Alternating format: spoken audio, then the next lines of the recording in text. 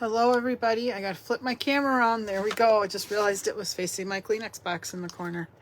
Hello everybody. Carol Garrison with Carol's Creative Escape. It is Monday, December 9th, which means it's time for another Make It Monday. Thank you so much for joining me tonight. I really do appreciate you taking your time out of your busy schedules, especially right now during the holiday season when it seems like we do a lot of running around and scrambling trying to get things done and stay on top of it. I am excited to share with you a card tonight. It's called a floating Christmas tree card, and the actual technique was inspired by Stamping with Dr. Robin.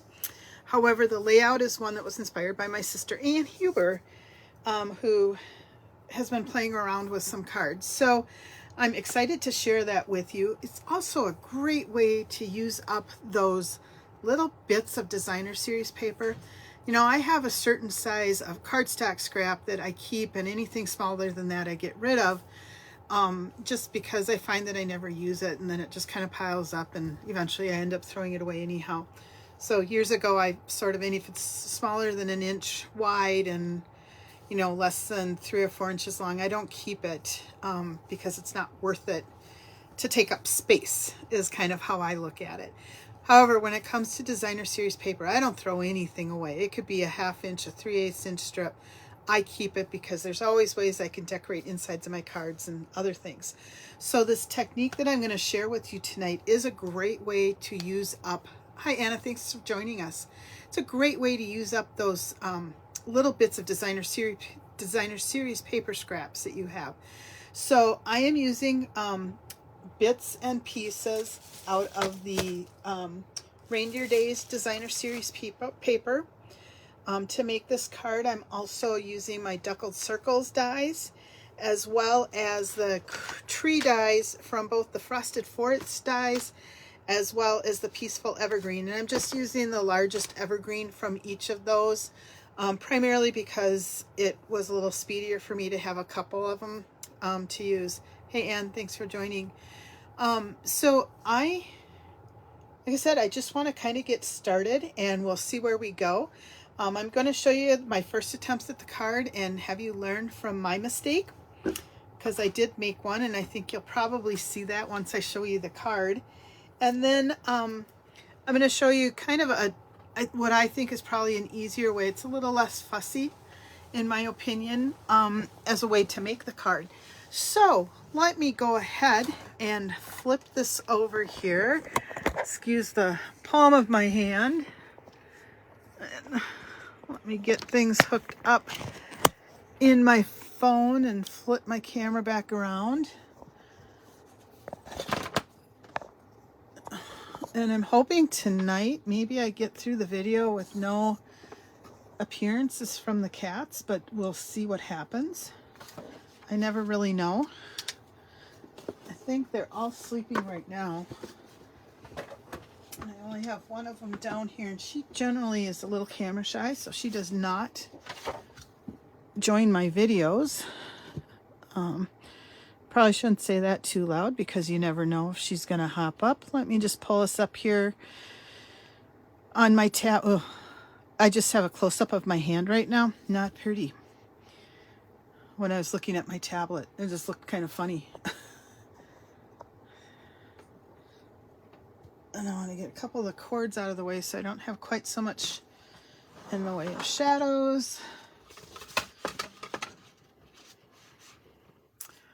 There we go. All right, I'm pretty straight. I'm not going to change anything. Oh, before I forget, today is Monday, December 9th, and today through September 11th, Stampin' Up! Is having free shipping. You do need to meet a minimum order qualification. Typically it's $75, but don't quote me on that one because I did not double check it. If you've got a demonstrator, by all means go through that person and place your order, but you can save a substantial amount on shipping. If you don't have an order, feel free to check me up on my website, and you can place an order through me. What I'd like to do is just show you the 2 cards that I made. And this is the design that I want to share with you. Now, this is a card that's done correctly, and this is the card that's done incorrectly. What I tried to do when I made this card is be chintzy with my paper scraps. And so I laid, oh, and look at that. We have Zelda joining us. She came down all the way from upstairs just to join us. Are you going to stay there, Zelda? She's going to check everything out. All right, so I tried. Can I move you? You're kind of right in the way. All right, she'll get out of the way herself. So like I said, I tried to be kind of chintzy with the cardstock, or with my scraps, which is silly because I'm using scraps, right? So I laid out my paper strips and I thought, oh, I have enough room going across for 2 trees. So I put 1 tree going this direction and 1 tree going this direction. Well, I have directional designer series paper as part of my stripes. And so my reindeer are upside down. My Christmas lights are upside down. These are probably upside down. Some of it's not going to show quite as much. So, you know what? If you're using paper that's got a definite direction that it needs to go to, you're using your scraps. You don't need to be chintzy with them. You can just make them and go with it. So just a very simple card. I used the, I actually am going to get the name right if I can find my embossing folders, because this is the one that I always get wrong. And oh, here it is. I labeled it this time. It's the Snowflake Sky embossing folder. So I've just got the snow falling and some of the snowflakes. And then for the stamp set, I used my old trusty Greetings of the Season, and used the Merry Christmas as well as the Happy New Year. Now these cards I did with a white card base. Actually cut the circle out, and afterwards, I mean, this isn't hard to tape down, but it did buckle a little bit on this one. And I'm like, you know, maybe I don't need to do that. So I'm going to set mine up just a little bit different this time. And I am going to use tone on tone with a full sheet of that. And then the circles that I cut out to make my cards, I actually cut it out of white designer series paper, and ended up not using with my first set of cards. I'm going to be using these on my second set of cards and just laying that on top. It doesn't necessarily save me any time, but I think assembling this is going to be a little quicker doing that. So that's my second tip on this card. I'm actually going to run through making 2 of these cards for you today because I want to show you how simple it is. To start with, I am going to grab my Garden Green ink and real quick stamp the inside of my card as well as the Merry Christmas. I currently have Happy New Year on my blocks, and so that is what I'm going to ink up. And I tell you, today I've been having a horrible time with this green ink and sticking my hands in it. Ugh. All right, so I'm just going to ink up my Happy. This is a photopolymer stamp, so I am using one of the piercing mats to get a little cush underneath it. It just gives you a crisper image if you do that. We'll ink up the New Year, and we'll stamp that right there. Set that aside so that it can dry. I am going to grab my Simply Chamois and clean up. Like I said, I've been having some issues sticking my fingers in stuff, so I do want to make sure that I'm cleaning pieces up as I go and trying not to stick my fingers in it. I hope everybody had a great week. I don't really have anything exciting. I did take Friday off from my day job and spent the day doing some holiday baking. But I don't know about you guys. I don't have my tree up. In fact, I don't really have any Christmas decorations up yet. Hoping to do that this week. Things will be at kind of a minimalistic setup because of the kittens that we have in the house. I am going to put a tree up this year, but it's probably only going to have lights because I don't want Many of the ornaments in my tree have a lot of sentimental value to them, either based on the person that gave them to me. Oh, that's not centered. Or some of the traveling that my family has done. Ugh, and that's all smeared. Let's see if the third time's the charm, and I'm going to stop talking for a minute. There we go. And I don't want to risk any of those getting broken. So we're just going to have a tree with lights on it. That'll still be pretty. It'll be fun to watch. But I don't have to really worry about... Oh, Carol, I'm having problems with my stamping tonight. Let's put Christmas on the end. I'm going to try something because I think I'm getting maybe a little too much cushion here. Because I'll tell you what, on those first cards that I made, I did not put that. Nope, I'm pressing too hard. All right, we're going to try this one more time. Don't press down. I tend to have a heavy hand, and I'm just pressing too hard. There we go. We're going to leave it. Anyhow, so I was able to get some of my holiday baking done this weekend. And we did a little bit of shopping. We don't do a lot of gift giving, so I have a few things left to get, but for the most part, I am done on that, so that's nice. All right, there we have our Merry Christmas sentiment. Those pieces can dry, and then I'm just going to give you the measurements for making this card. For the card base, it's 5.5 by 11, scored at 4 1/4. For this top layer, I did it at 4 1/8 by 5 3/8. That was just so that there's not much border showing through. On these original cards, this is actually 4 by 5 1/4. No, it's not. I did the same measurements on that. Never mind. I just didn't want a whole lot of border. I didn't want it to distract from the card. I've got the deckled circle, and this is using the 1, 2, 3, 4, 5, 6th. It's using that one. 1, 2, 3, 4, 5, 6, 7, 8th circle. If you count from the inside out, just so that you have that for measurement. That's on basic white. And then for the inside, of course, I've got 4 by 5 1/4. See, there's some more of that green ink. For just that basic layer. And then these strips all measure 1/2 inch wide, and they're just scraps, so they're varying lengths. For my sentiment here, it's 3/8 of an inch wide, and it's about 2 3/4 inches long.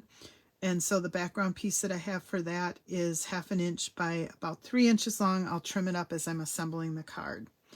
So I'm going to grab my acrylic piece here, and I just want to show you how to assemble this card.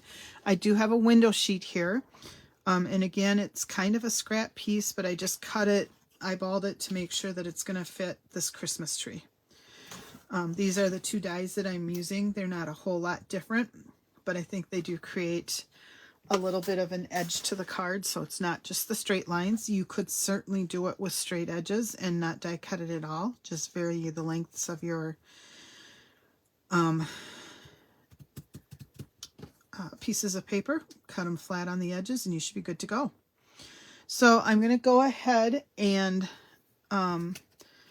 assemble the layers. First, I'm going to kind of look on how I want to layer them.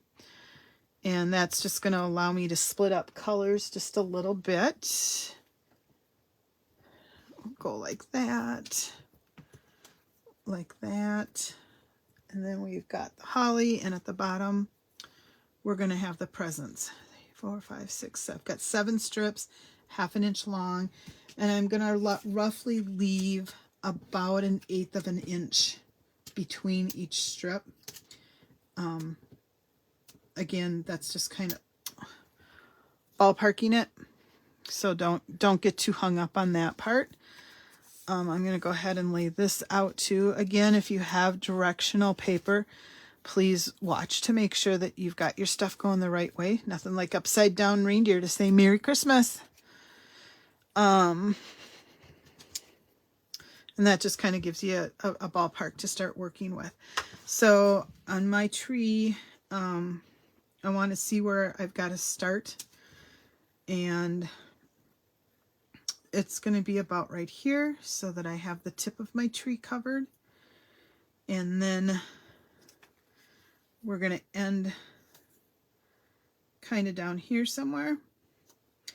So I'm kind of about half an inch-ish or so. Just gives me a ballpark. So what I'm going to do is take my tape runner and I'm going to run it. I don't need to go end to end, but I do want to run it the length of the center so that it's at least the width of my window sheet here. Because you want your ends sticking together. And then I'm just going to start putting everything 1/8 of an inch apart. And again, you just want to make sure you have adhesive kind of going across that middle so that your edges, when the dye is on it, will be adhered at the edges. I had one that wasn't, and it's just a little stinky to get it up there and make sure that it stays down.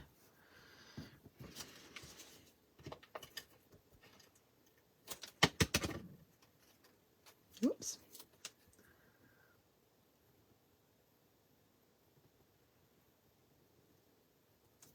And it doesn't have to be perfect.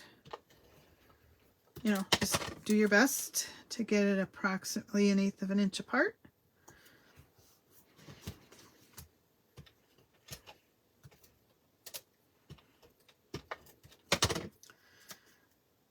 And there we go. So that's going to be the strips for the first card. And I'm just going to lay my tree down on top of it. And I've got a little bit of washi tape that I'm just going to put lightly over this. And I am using my little cut and emboss machine. So to make sure that everything fits through without grabbing any of the paper, I'm just going to cut off the pieces that hang over. And that way I know it's going to fit in my die cut machine. If you were using the big cut and emboss machine, you wouldn't even have to worry about that. But when I'm on camera, I prefer using that little machine whenever possible. It's just a little easier for me to manipulate.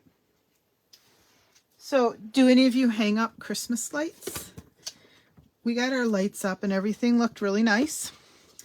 My dad really loved Christmas and did go out of his way to add huge amounts of lights to their yard. Nothing on the magnitude of like Christmas light wars that it's on TV or anything like that. It was never about that. It was always a very just simple but well done display of lights. And part of what he had in the yard were some of those little white wired deer that light up. And when he passed, I took 2 of those for my front yard, and also some candles that he had made. For as long as I can remember, we had those in our backyard or in our front yard, lining the sidewalk. So I got the candles up, no problem. Lit up my little white deer this year, only to discover that one of them, the whole head was not lighting up. Somewhere there were burnt out bulbs. So I spent way too much time over the weekend trying to figure out what bulb was burned out. That's taking each one out, testing it, putting it back in if it was good. If it wasn't good, then I actually had to replace the bulb, which required cutting it out, or, you know, pulling out the wires and putting it back in. I think I spent, I don't know, 3 hours. Fortunately, it was pretty nice outside this weekend, but by the time I was done, my hands were cold. Fortunately, I found it, and now the deer head is nicely lit up. So I feel kind of successful. and I'm glad I took the time, but what a pain in the neck. There's got to be an easier way with those little light bulbs. All right, so I've got both my things lined up. I've got these two trees. They're slightly different sizes, and like I said, this for me was just a way to be able to make more than one card, you know, kind of speed up the process for me. I'm not sure I would do this to mass produce, but honestly, once you got these pieces put together like this, it really doesn't take a lot of time. So let me grab my cutting plates here, and I'm just going to stick the first tree on, and I'm going to stagger this. Now, I did have some issues using my cut and emboss machine, getting it to go through both the acetate, that window sheet, as well as the paper. This machine tends to run a little bit tighter, so I don't think I'm going to have that problem. But if I do, I am going to just create a little shim that I can add.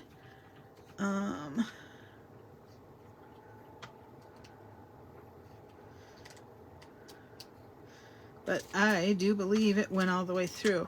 Now, do be careful when pulling off your washi tape. I found that I did tear a little bit of the designer series paper.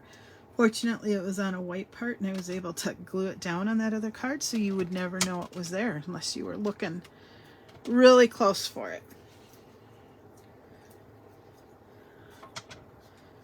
Okay.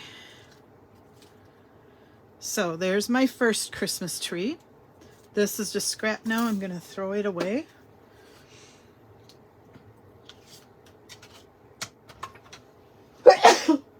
Excuse me, I could feel that sneeze coming. Wow.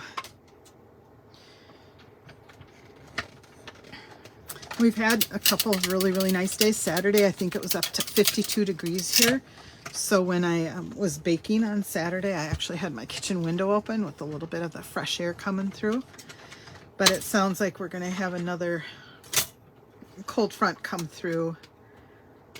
So things will get just a bit nippy here again.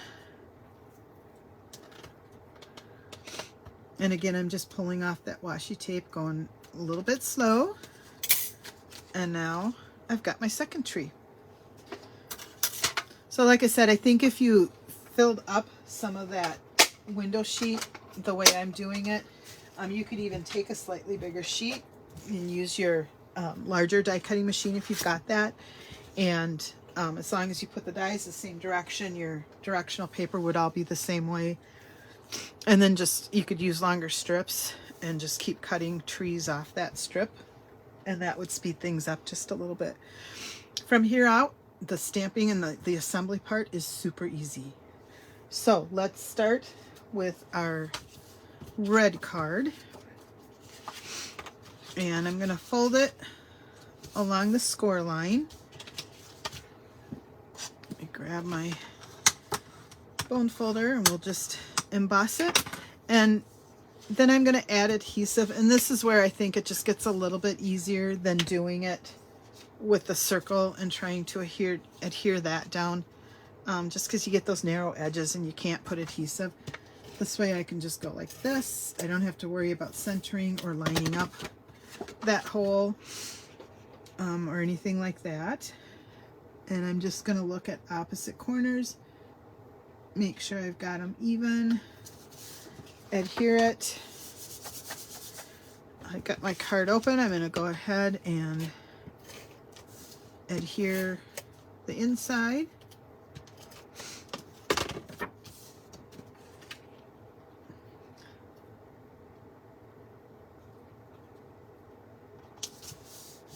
Okay. And then I'm just going to take one of my basic white circles that I die cut out. And this I'll center side to side and down just a little bit. And then I'm going to grab my first Christmas tree here, and I'm going to put dimensionals on the back. That'll pop this card up. You want to make sure that your dimensionals are fully covered by the strip of paper so they don't hang over. I am using, as if you can't tell, every little bit of my dimensional sheet here, so I've cut and have odds and ends. That sheet's now empty and used 100%. Let's see what I've got over here. I think I need to pull another piece of dimensionals out. Used up all my bits and pieces.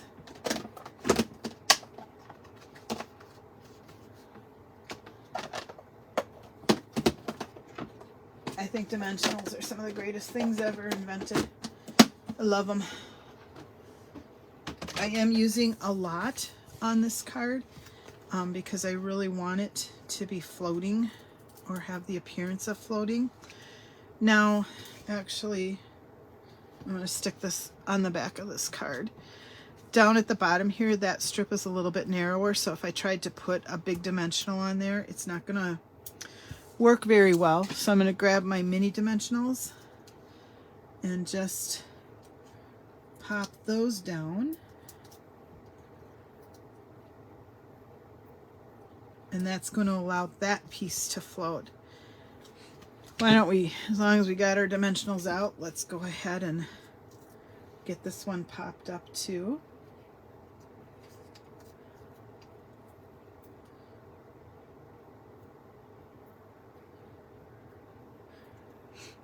Now, if you wanted, you could also make this card without using that window sheet. You'd have to be comfortable with how you can line things up yourself, and you could just put it directly on that circle. I liked the idea of using the window sheet because it helped keep the spacing and stuff. For some reason that felt like it helped me line things up a little better, so that's why I did that. I'm going to put a couple of these here, and I think I might, where it gets a little wider, I'm going to reposition and add another dimensional on that last one. All right, there we go. I'm not putting anything at the tip up there. I don't have anything that small. So we'll peel the back off.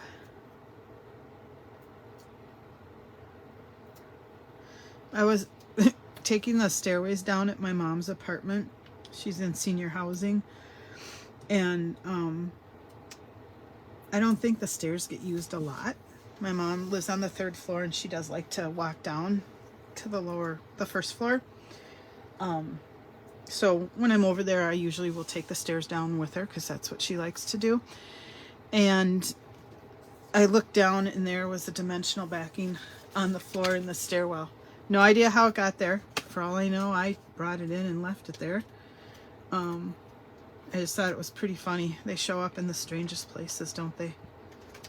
All right, then I'm going to take my sentiment that I had stamped earlier. I'm going to put it on a piece of the garden green paper. Hoping I got it centered pretty well, and look at that, I did. I am going to pop this up on dimensionals as well. And again, because it's a narrower piece of paper, I'm just going to throw a couple of these minis on the back. And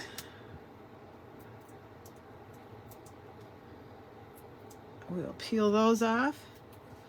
And there we go with our Merry Christmas greeting. I'm just centering that between the bottom of my white circle and left to right, so it's hopefully fairly centered in there. And we'll go ahead and assemble this card as well.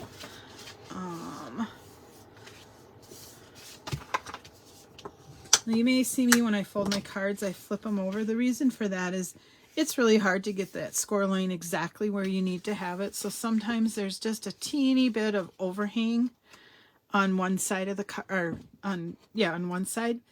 And so I tend to put that on the back because nobody's going to notice it when you open it. But here, to me, you can see that it's uneven. So this also makes it a little bit easier to open the card if it has that little bit. That's my secret tip for when you don't get it folded perfectly, along with my excuse of why I think that's better, because it's easier to open. All right, so again, we're just going to center this piece, and we're good there. Here I've got that 4 1/8 by 5 3/8 piece that I've run through the, let's get the name right, Snowflake Sky embossing folder. For me, I do tend to open my cards up like this whenever I'm adding that front layer. I don't know, it seems to help me get things centered. So look at this corner and this corner, and if they're even, then these two corners should be, and you pretty much know that you've got it centered. I like to gently rub on the backside when I'm adding a layer like that, especially when it's embossed. I do it very gently because I do not want it to flatten anything that I've embossed. But I also want to make sure that I have things adhered the way I need to have them on my card, so that I don't have layers falling off. So again, we'll add this layer, kind of center it side to side, and a little bit on the top. And then we're going to grab this piece. And again, I'm using my silicone mat because my adhesive is a little bit wider than I've been working with, and that just allows that tape to kind of roll right up. I can kind of roll it back and get it underneath my paper, but it doesn't make my work surface sticky. And so I'm just going to put it on this end. I am looking to make sure top to bottom I'm pretty even.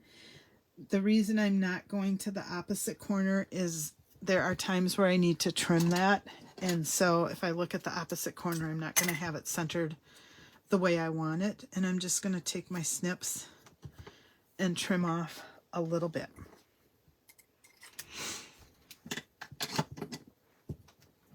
All right, let's do the final assembly, and then we'll add some embellishments.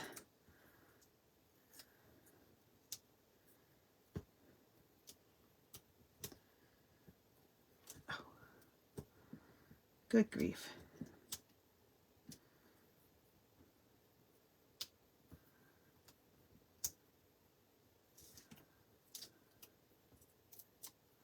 Does anybody else use every last bit of their dimensionals? Some people might think it's cheap to do that. Some people might call it frugal. I think it's a smart use of your products. There's no sense in wasting those outside edges when they are perfectly usable. So again, we'll center our tree on here and adhere it. And it's a floating tree more because it isn't flat to the surface, and the strips, you know, kind of float. You can't necessarily see it a whole lot when you're looking at it, but because it's raised off the surface, it does look like it's floating in air. All right, we'll grab some of those mini dimensionals again.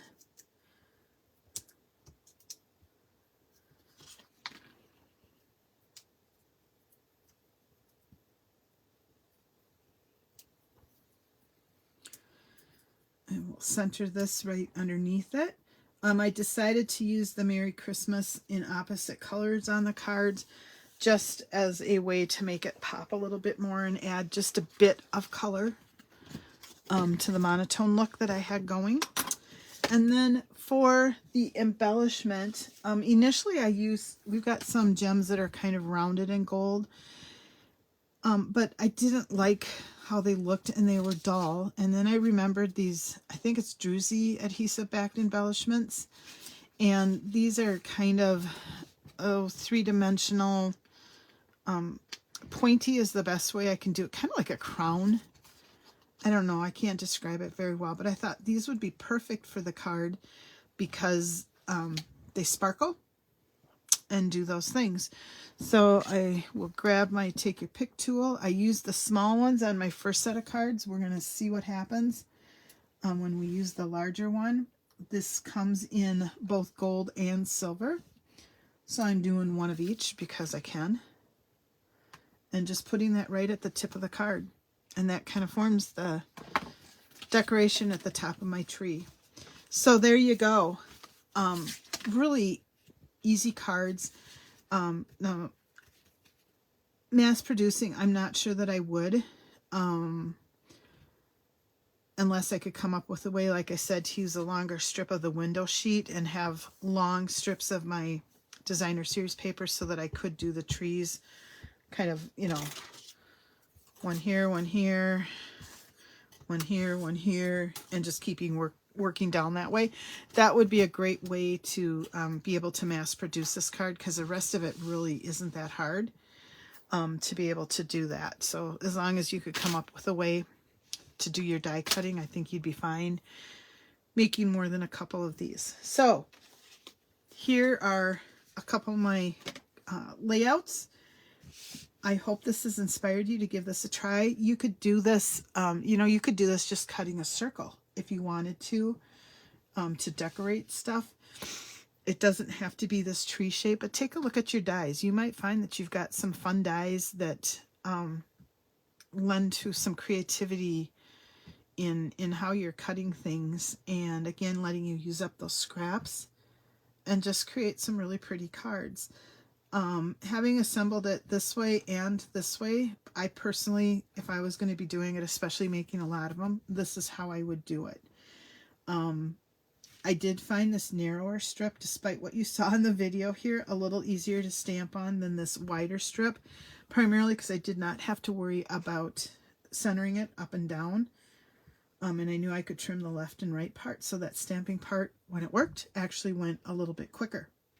So I hope that you've enjoyed this video, that you'll give this a try. If you do, please post it in the comments below. Nothing like I like more than trying to inspire each other with our creativity.